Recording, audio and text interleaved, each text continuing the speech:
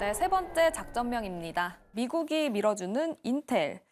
지금 보면 일단 파운드리 관련해서 1위에는 TSMC가 있고 2위에는 삼성전자가 자리를 차지하고 있습니다. TSMC랑 삼성전자 점유율 비교를 하면 굉장히 큰 차이가 나고는 있지만 그 밑으로는 그렇게 크게 차이가 난다 할 수는 없잖아요. 인텔이 또 바짝 쫓아오고 있습니다. 지금 또 이번에 인텔이 파운드리 서비스 행사를 열었는데 삼성 임원진이 참여를 한다고 하니까 인텔에서 오지 마라 이랬대요. 축객령이죠, 뭐. 네.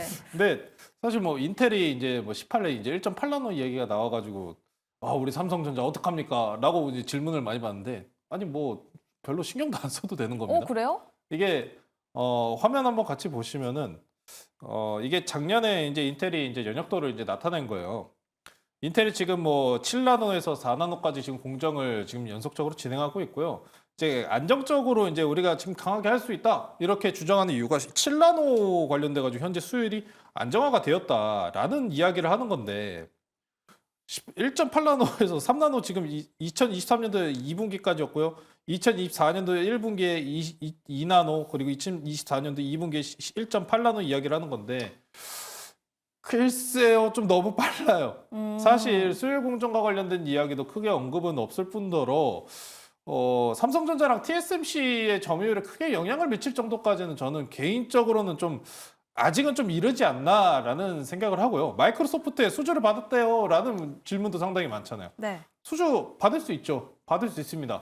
다만 그 부분이 얼마만큼 인텔에 과연 수혜를 줄 것이냐에 대한 부분은 조금은 눈여겨봐야 됩니다. 공정 관련해서 얼마만큼의 이 지금 주문건이 들어갔는지 내지는 이 부분 관련해서 마이크로소프트가 그냥 테스트하려고 할 수도 있잖아요. 마이크로소프트는 지금 파운드리나 아니면 AI 산업 관련돼 가지고 파트너를 찾고 있는 상황이니까요. 그래서 인텔의 수주권에 대해서는 저는 크게는 신경 쓰실 필요는 없지 않나. 좀 그 정도로 말씀을 전해드려야 될 것 같아요. 그렇습니까? 그럼 또 정종택 매니저님의 의견도 궁금하거든요. 어떻게 보십니까?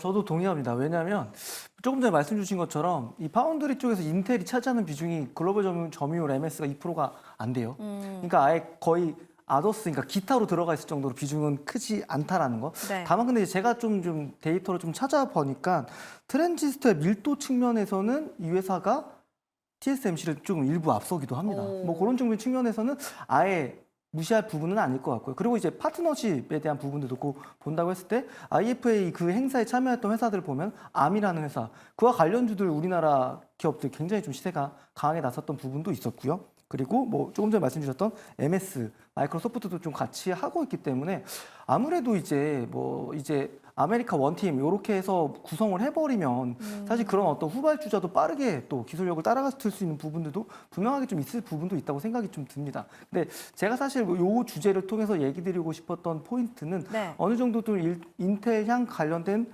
매출 비중을 좀 가지고 있고요. 그러면서도 뭐 실적적인 측면까지도 기대되는 종목들 우리가 같이 봐야 되지 않을까. 오늘 그런 종목들이 좀 강했던 부분도 있었거든요. 뭐 주성 엔지니어링이라든지 뭐 코미코라든지 이런 기업들의 주가 움직임이 좀 괜찮았었는데 사실 뭐 이 회사들이 가지고 있는 뭐 본업에 대한 데이터도 좋고요. 그런 기대감들로 인해서 한번 반도체주들이 뭐 가는 기업들만 잘 가잖아요. 사실 그렇죠. 저는 방송에서 KC텍을 제가 거의 20번 넘게는 얘기를 드렸는데 이런 기업들 보게 되면 주가가 안 미끄러지고 계속 올라가고 있거든요. 네. 그러니까 이제 좀 바닥에서 그런 추세를 좀 상승 초입에 있는 종목들을 우리가 잘 찾아 나갈 수 있는 재료로 좀 잘 활용할 필요가 있다라는 측면에서 좀 주제를 발췌해서 가져왔다라는 부분들까지 같이 얘기 드리겠습니다. 알겠습니다. 인텔을 재료로 관련해서 종목을 주성 엔지니어링 그리고 코미코를 주목해보자라고 말씀을 해주셨고요. 다음 조범수 매니저님은 저희한테 주신 자료 중에 인텔 관련주들 안 줬으니까 반도체 관련주 해가지고 전반적으로 볼 수 있는 종목 어떤 종목 있습니까? 삼성전자 봐야죠. 삼성전자, SK하이닉스보다 삼성전자 둘 다 봐야죠. 하나만 꼽자면 고민이네요. 이게 근데 저희 지금 시간 빨리 얘기하면 될까요? 네, 2분 정도 얘기하시면 됩니다. 2분입니까? 네. 스피드랩 한번 해보겠습니다. 네, HBM 관련해가지고 지금 반도체 관련 삼성전자 못 간다고 지금 말씀하신 분들 상당히 많은데 사실 저는 올해 중순 내지는 말분기까지 삼성전자가 다시 올라갈 가능성이 높다고 봅니다. 이게 HBM 관련해가지고 HBM2, HBM3까지 SK하이닉스의 점유율이 높았던 건 사실이에요. 대략적으로 기술 격차 정도로 6개월가량이 지금 벌어져 있다고 보시면 되는데 삼성전자가 과거 구간에서 메모리 SK하이닉스에 대한 기술력을 못 쫓아갔던 적이 아예 없는 게 아닙니다.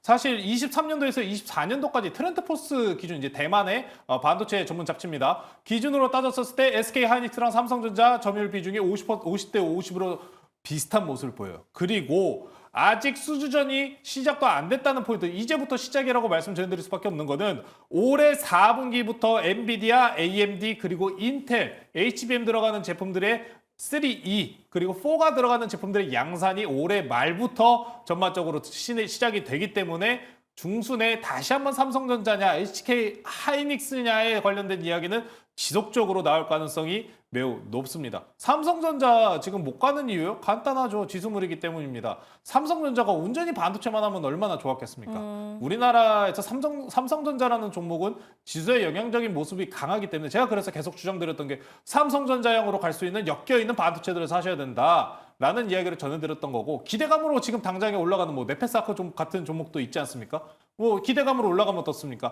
이 밑에 네페스아크, 네페스 같은 종목들 아니면 오사트 공정 관련주, CXL, 웨이퍼 어차피 반도체는 다 좋아질 겁니다. 소부장 내지는 전공장 향으로 아직 못 올라간 종목들 지금 현재 1분기 지금 이제 끝나갑니다. 2, 3분기 때도 최대한 계속해서 반도체에 대한 시각은 좋게 바라보셔야 된다. 좋은 상황에서 더 좋아지는 게 반도체다. 조정 시에는 언제나 매수 구간을 노려봐야 된다. 삼성전자형을 주목하시자. 저는 이렇게 말씀 전해드리겠습니다. 알겠습니다. 시간을 또 딱 맞춰주셨습니다. 반도체 조정 시에 계속해서 매수를 해봐야 된다라고 말씀을 해주셨고요. 그중에서도 삼성전자 향으로 묶여있는 종목들까지 보면 좋다고 합니다. 이 부분 참고해보시면 좋겠고요. 저희는 돌격 내일장으로 넘어가 보도록 할게요.